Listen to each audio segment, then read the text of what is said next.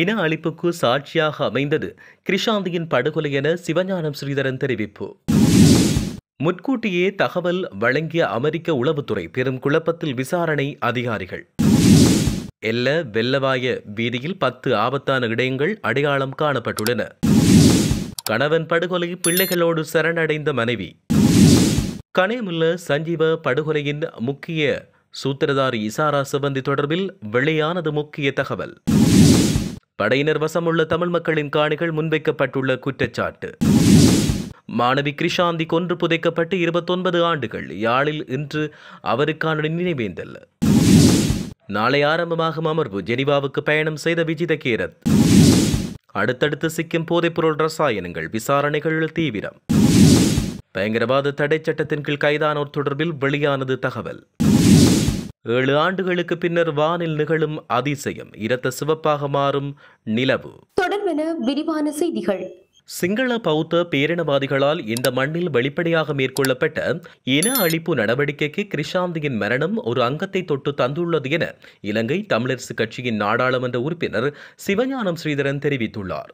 செம்மணியில் இன்று இடம்பெற்ற கிருஷாந்தியின் 29ஆம் ஆண்டு நினைவேந்த நிகழ்வில் கலந்து கொண்டு உரை நிகழ்த்தும் போது அவர் இவ்வாறு குறிப்பிட்டார். இந்த மண்ணில் சிங்கள பௌத்த பேரினவாதிகளால் வெளிப்படையாக மேற்கொள்ளப்பட்ட இன அழிப்பு நடவடிக்கைக்கு கிருஷாந்தியின் மரணம் ஒரு அங்கத்தை தொட்டு தந்துள்ளது.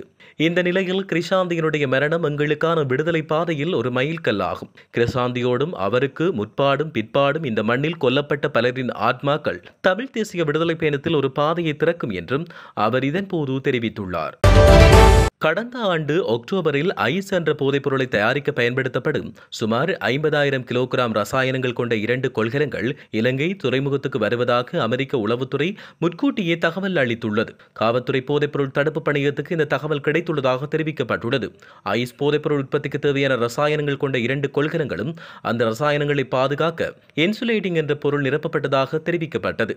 அதன்படி இன்சுலேட்டிங் என்ற பொருளை புதைக்கப்பட்டுள்ளதாகவும் கொள்கலன்களில் மறைத்து வைக்கப்பட்ட ரசாயனங்கள் வேறு இடத்துக்கு கடத்தப்பட்டிருக்கலாம் என்றும் அதிகாரிகள் சந்தேகம் வெளியிட்டுள்ளனர். அண்மையில் விபத்துக்குள்ளாகி 15 பேர் உயிரிழந்த எல்ல மற்றும் ராவண எல்ல இடையிலான எல்ல வெள்ளவாய சாலையில் கிட்டத்தட்ட 10 ஆபத்தான இடங்கள் அடையாளம் காணப்பட்டுள்ளதாக பதுளை மாவட்ட வீதி மேம்பாட்டு ஆணையம் தெரிவித்துள்ளது. அந்த இடங்கள் குறித்து சிறப்பு ஆய்வு தொடங்கப்பட்டுள்ளதாக அதன் நிர்வாக பொறியாளர் SS கண்ணாய்க்க தெரிவித்தார். வீதியின் இருபுறமும் சரி செய்யக்கூடிய ஆபத்தான இடங்களில் மண்ணெள்ளும் பணிகள் தொடங்கப்பட்டுள்ளன. இதன் கீழ் சீர் செய்யப்படும் வீதியின் அளவு 26 கிலோமீட்டர். பதுளை மாவட்டத்தில் விபத்துக்களை குறைக்க ஒதுக்கப்பட்ட 700 மில்லியன் ஒதுக்கீடு அந்த நோக்கத்துக்காக பயன்படுத்தப்பட உள்ளது. குருளுகம பகுதியில் உள்ள ஒரு வீட்டில் மனைவி ஒருவர் தன்னுடைய கணவனை கோடாரியால் தாக்கி கொலை செய்துள்ளார். அதைத் தொடர்ந்து தன்னுடைய 3 குழந்தைகளோடு காவல்துறையில் அவர் சரணடைந்துள்ளதாக கெபிட்டிகொலாவ காவல்துறை தலைமையகம் தெரிவித்துள்ளது. கெபிட்டிகொலாவ காவல்துறை பிரிவுக்குட்பட்ட குருளுகம பகுதியைச் சேர்ந்த 36 வயதுடைய 3 பிள்ளைகளின் தாயான ஒருவர் இவ்வாறு காவல்துறையில் சரணடைந்துள்ளார். உயிரிழந்தவர் கெபிட்டிகொலாவ குருளுகம பகுதியைச் சேர்ந்த உக்குவாவைச் சேர்ந்த 3 பிள்ளைகளின் தந்தையான உபாலி கேரத் என்பவர் என்றும் தெரிவிக்கப்பட்டுள்ளது. கடந்த 5ஆம் தேதி ஏற்பட்ட வாக்குவாதத்தின் பொழுது கணவன் வாளால் தாக்க முயன்ற நிலையில் மனைவி அவருடைய தலையை கோடாலியால் தாக்கியதில் ஸ்தலத்திலேயே அவர் உயிரிழந்தார். இந்நிலையில் சம்பவம் தொடர்பில் காவல்துறையினர் மேலதிக விசாரணைகளை மேற்கொண்டு வருவதாக தெரிவிக்கப்பட்டுள்ளது.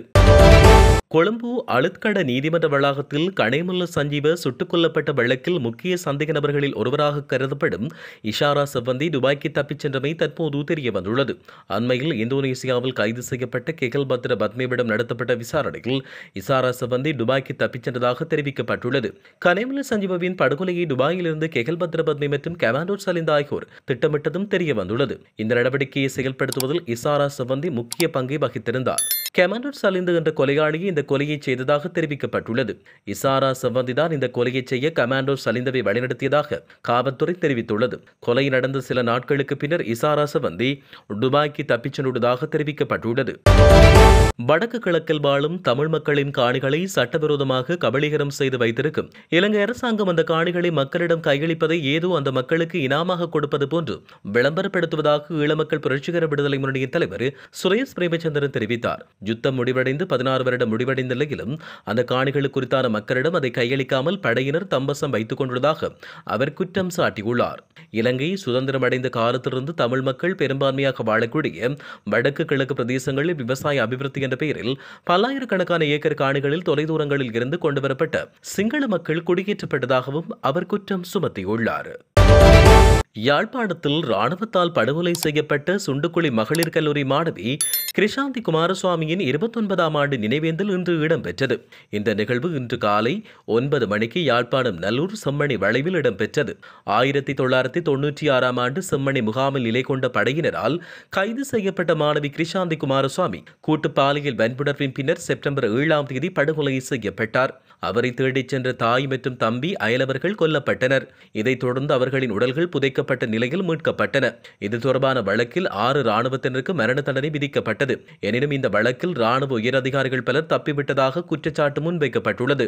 வடக்கு கிழக்கு நினைவேந்தல் குழுவின் ஏற்பாட்டில் இந்த நிகழ்வு செம்மணி சந்தி பகுதியில் இன்று காலை 9:30க்கு இடம்பெற்றது.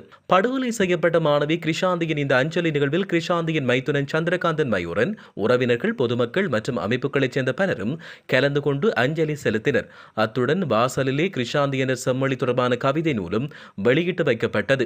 மேலும் இந்த நினைவேந்தலில் தமிழரசு கட்சியின் யாழ் மாவட்ட நாடாளுமன்ற உறுப்பினர் சிவஞானம் ஸ்ரீதரன், முன்னாள் நாடாளுமன்ற உறுப்பினர்களான செல்வராசா கஜேந்திரன், MK சிவாஜிலிங்கம், வலிகிழக்கு பிரதேச சபை தவிசாளர் தியாகராஜா நிரோஸ், பொது அமைப்புகளின் பிரதிநிதிகள், பொதுமக்கள் என பலரும் இந்த நிகழ்வில் கலந்து கொண்டிருந்தமை குறிப்பிடத்தக்கது. தங்காலை நெட்டோல்பிட்டிய பகுதியில் உள்ள காணியில் ஐஸ் ரக போதைப்பொருள் உற்பத்திக்காக கொண்டுவரப்பட்டதாக சந்தேகப்படும் மேலும் ஒரு தொகை ரசாயனம் கண்டுபிடிக்கப்பட்டுள்ளது. குறித்த பகுதி மக்கள் வழங்கிய தகவல்களின்படி தங்காலை காவல் நிலைய அதிகாரிகள் இன்று காலை நெட்டோல்பிட்டியவில் உள்ள காணியில் நடத்திய சோதனையின் பொழுது இந்த ரசாயனம் கண்டறியப்பட்டுள்ளது. அந்த காணியில் வெள்ளை நிற ரசாயனங்கள் கண்டுபிடிக்கப்பட்டதாகவும் அந்த ரசாயனங்கள் ஐஸ் போதைப்பொருள் உற்பத்திக்காக பயன்படுத்தப்படும் ரசாயனமாக இருக்கலாம் என்றும் காவல்துறை சந்தேகம் வெளியிட்டுள்ளது. அத்துடன் நேற்றைய தினம் மித்தனியாவில் உள்ள தலாவ பகுதியில் கண்டுபிடிக்கப்பட்ட ஐஸ் போதைப்பொருள் உற்பத்திக்காக பயன்படுத்தப்படும் ரசாயனங்களுடன் ஒத்திருப்பதாக தெரிய வந்துள்ளது. மேலும் சுமார் 4 மாதங்களுக்கு முன்னர் இந்த ரசாயனங்களை யாரோ ஒருவர் இந்த இடத்தில் கொண்டு வந்து கொட்டியதாக தகவல் கிடைத்துள்ளதாக காவல்துறை தெரிவித்துள்ளது. இந்த நிலையில் குறித்த ரசாயனங்கள் மேலதிக விசாரணைக்காக இன்று பிற்பகல் தங்காலை காவல் நிலையத்துக்கு கொண்டு செல்லப்பட உள்ளதாக தெரிவிக்கப்பட்டுள்ளது. வெளிவிவகார, வெளிநாட்டு வேலைவாய்ப்பு மற்றும் சுற்றுலாத்துறை அமைச்சர் விஜித கேரத் இன்று காலை 6:45 மணிக்கு ஜெனீவாவுக்கு புறப்பட்டுச் சென்றார். நாளை ஆரம்பிக்கவுள்ள ஐக்கிய நாடுகள் மனித உரிமைகள் பேரவையின் 60வது கூட்டத்தொடரில் கலந்து கொள்ள அவர் ஜெனீவாவுக்கு சென்றுள்ளார். இலங்கை அரசாங்கத்தின் சார்பில் அமைச்சர் விஜித கேரத் ஐக்கிய நாடுகள் மனித உரிமைகள் பேரவையில் விசேட அறிக்கையொன்றை வெளியிட உள்ளதாக தெரிவிக்கப்பட்டுள்ளது. அத்துடன் இந்த விஜயத்தின் பொழுது ஜெனீவாவில் பல உயர்மட்ட ராஜதந்திரிகளுடன் விஜித கேரத் இருதரப்பு கலந்துரையாடல்களை நடத்தவுள்ளார். ஐக்கிய நாடுகள் மனித உரிமைகள் உயர்ஸ்தானிகர் வோல்கர் டர்க் மற்றும் விஜித கேரத் ஆகியோருக்கு இடையிலான விசேட சந்திப்பொன்றும் இதன்போது இடம்பெற உள்ளது. இந்த ஆண்டு மனித உரிமைகள் கூட்டத்தொடரில் விஜித கேரத்துடன் வெளிவிவகார அமைச்சின் ஐக்கிய நாடுகள் சபை மற்றும் மனித உரிமைகள் பணிப்பாளர் நாயகம் தயானி மெண்டிஸும் பங்கேற்க உள்ளதாக தெரிவிக்கப்பட்டுள்ளது. பயங்கரவாத தடை சட்டத்தின் கீழ் இந்த வருடம் ஜூலை வரை 49 பேர் கைது செய்யப்பட்டுள்ளனர். இந்த விடயத்தை ஐக்கிய மக்கள் சக்தியின் நாடாளுமன்ற உறுப்பினர் தயாஸ்ரீ ஜெயசேகர தெரிவித்தார்.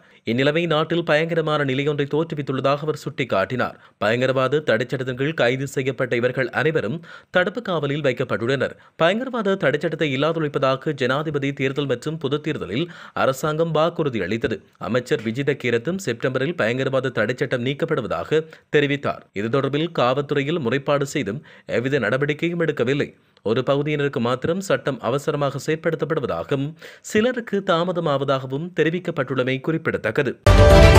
வானில் அரிதாக தோன்றும் முழு இரத்த நிற சந்திர கிரகணம் இன்று செப்டம்பர் 7ஆம் தேதி இடம்பெறவுள்ளது. இந்த விடயத்தை கொழும்பு பல்கலைக்கழகத்தின் வானியல் மற்றும் விண்வெளி அறிவியல் பிரிவின் பணிப்பாளர் பேராசிரியர் சந்தன ஜெயரத்ன குறிப்பிட்டார். பூமி சூரியனை சுற்றி வரும் பாதையிலும் சந்திரன் பூமியை சுற்றி வரும் பாதையிலும் சில நேரங்களில் சூரியன் பூமி மற்றும் சந்திரன் ஆகியவை ஒரே நேர்கோட்டில் சந்திக்கும். அப்போது சூரிய ஒளி பூமியில் விழுந்தாலும் சந்திரன் மீது விழாது. இதனால் சந்திர கிரகணம் ஏற்படுகிறது.